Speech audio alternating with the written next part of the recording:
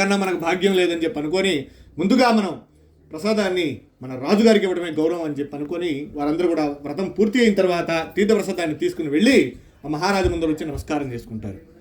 అయితే రాజు మనోగర్వంచే చిచి ఈడంటి గొల్లలు తెచ్చి అరిటాకుల్లోనూ మామిడాకుల్లో తెచ్చి ప్రసాదం నాకు పెట్టారంటే ఇక్కడ బాదమాకుల్లో నేను ఎటువంటి వ్యక్తిని, ఒక దేశానికి మహారాజుని, నేను తలుచుకుంటే పంచభక్ష పరమాన్నాలు రజిత స్వర్ణమయమైన పాత్రలు అంటే బంగారు వెండి పాత్రల్లో తినేటువంటి వ్యక్తిని నేను, ప్రతి నిత్యము కూడా పంచభక్ష పరమాన్నాలు తినేటువంటి వ్యక్తిని. అటువంటిది వీళ్ళు ఇచ్చేటువంటి అరిటాకుల్లో మామిడాకుల్లో బాదమాకుల్లో పెడితే తింటానా, ఏమిటి వీళ్ళకి బుద్ధి జ్ఞానం లేకుండా పోయిందని చెప్పి అనుకుంటాడు. అని మంచివాడు, ఉత్తమమైనటువంటి వ్యక్తి, ఎవరికి హానికరమైనటువంటి వ్యక్తి కాదు, కానీ మనోగర్వం. అయితే అక్కడ ఉన్నటువంటి స్వామికి నమస్కారం కూడా చేయకుండా ప్రసాదాన్ని కూడా స్వీకరించకుండా తన నగరానికి వెళ్ళిపోయాడు. దానితో సత్యేశ్వరుడికి ఆగ్రహం కలిగి అతని యొక్క నూరుగురు కుమారులు కూడా మూర్ఛపోతారు. ఏ వ్యాధో ఏ రోగమో కూడా ఎవరికీ తెలియదు.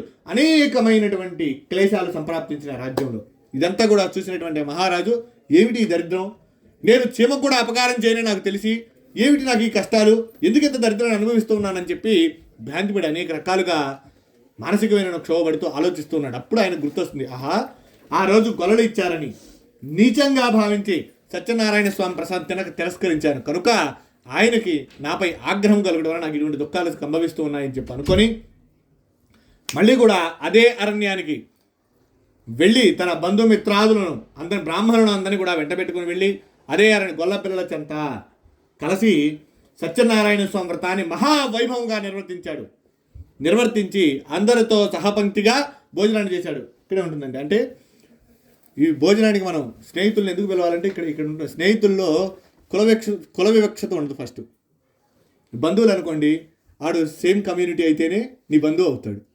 అదే స్నేహితులు కమ్యూనిటీతో పని లేదు, వ్యత్యాసంతో పని లేదు, కులంతో పని లేదు, వాడు ఉద్యోగంతో పని లేదు. అతనికి నీకు ఉన్నటువంటి స్నేహబంధం ఏదైతే ఉంటుందో 4 వర్ణాలు వారు కూడా బ్రాహ్మణ క్షత్రియ వైశ్య శూద్ర అందరూ కూడా కలిసి చేసుకోదగినటువంటి వ్రతం ఏదైనా ఉంటే సత్యనారాయణ స్వామి వ్రతం. ఆ వ్రతము జరిగినటువంటి ప్రదేశంలో వారు బ్రాహ్మణులని కాదు, వైశ్యులని, క్షత్రియులని కాదు, శూద్రుడు ఎవరైనా సరే కలిసి స్వామివారి అందరి సమక్షంలో భోజనాన్ని చేయదగినటువంటి వ్రతం. అందుకని ఇక్కడ వర్ణభేదన లేకుండా అందరం కూడా చేస్తాం సత్యనారాయణ స్వామి వ్రతాన్ని. మిగతా కొన్ని ఉంటాయి, కొంతమంది మాత్రమే ఇంట్లో బ్రాహ్మణులు వాళ్ళ కొన్ని వ్రతాలు ఉంటాయి, అవి వాళ్ళు మాత్రమే చేస్తారు. కొంత వైశ్యాస్ ఉంటాయి, అనంత పద్మనాభ స్వామి వ్రతం కొన్ని వాళ్ళ మాత్రం ఉంటాయి. అలా ఒక్కొక్కరు ఉంటుంది. కానీ ఇది మాత్రం సత్యనారాయణ స్వామి వ్రతం అందరూ కూడా అందరం కలిసి భోజనం చేసేటువంటి గొప్ప వ్రతం. ఆయనలో కూడా మహారాజు వారందరూ గొల్లపిల్లలందరితో కలిసి భోజనాన్ని చేసేసరికి స్వామి అతని యొక్క గర్వాన్ని వదిలిపెట్టి ఎప్పుడైతే గర్వభంగం చేసి స్వామి అందరి యొక్క సమక్షంలో అతడు ఆ గర్వము లేకుండా భోజనాన్ని చేశాడో స్వామి సంతృష్టి చెంది అతనికి 9 కుమారులు కూడా లేచి నించుంటారు. చుట్టుపక్కల ఉన్నటువంటి రాజులు ఎవరైతే ఈ రాజ్యంపై దండయాత్ర ప్రకటిస్తారో రాజుగారి కుమారుడు వారిపై దండయాత్ర చేసి మహారాజును ఏకచక్రాధిపతిని చేస్తారు.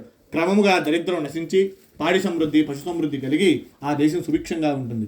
అప్పుడు అనుకుంటాడు మహారాజు, ఓహో ఒక రాజునైనటువంటి నేనే స్వామి యొక్క అనుగ్రహం తృణప్రాయం తప్పడం వలన ఎంత దుఃఖాలు అనుభవించాం, ఇక సామాన్యమైనటువంటి ప్రజల పరిస్థితి ఏమిటని చెప్పి అనుకొని ఇక నా రాజ్యంలో ఎప్పుడు కూడా ఇటువంటి జరగకూడదని చెప్పి అనుకొని అప్పటి నుంచి ప్రతి ఎవరి ఇంట్లో కూడా గృహప్రవేశం జరిగిన, వివాహం జరిగిన, శుభకార్యం జరిగిన మాఘమాసమున కానీ, కార్తీక మాసమున కానీ, శ్రావణ మాసమునందు కానీ, వైశాఖ మాసమున కానీ, ఒక శుభదినమున కానీ ఈ వ్రతాన్ని ఆచరించాలి అని చెప్పి అప్పటి నుంచి ఇప్పటి వరకు కూడా ప్రతి ఒక్కరూ కూడా సత్యనారాయణ స్వామి వ్రతాన్ని మనం అప్పటి నుంచి ఇప్పటి వరకు కూడా ఆచరిస్తూ స్వామి యొక్క అనుగ్రహానికి పాత్రులవుతూ ఉన్నాం.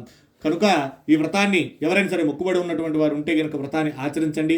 అందరూ కూడా లేదా వ్రతం చేసేటువంటి శక్తి లేకపోతే ఎవరైనా వ్రతం చేసేటువంటి సమయంలో అక్కడ చూస్తూ ఉండండి. కథ విన్నా కూడా సత్యేశ్వరుని యొక్క అనుగ్రహం కలుగును గాక. సర్వే జనానాం సుఖినో భవంతు, సమస్త సన్మంగళాని భవంతు, నిత్య శ్రీరస్తు, నిత్యమంగళాని భవంతు. శ్రీ రమా సత్యనారాయణ స్వామి వ్రత కథాయాం పంచమోధ్యాయ సమాప్తః. ఏడుకొండలవాడ వెంకటరమణ గోవింద. జై బోలో రమా సత్యనారాయణ భగవాన్ కి. యా ప్లవేర్యా పలా పుష్పా యా పుష్పనిమ్రత్పదే ప్రసూదా స్థానో మించన్ త్వగుంహసః.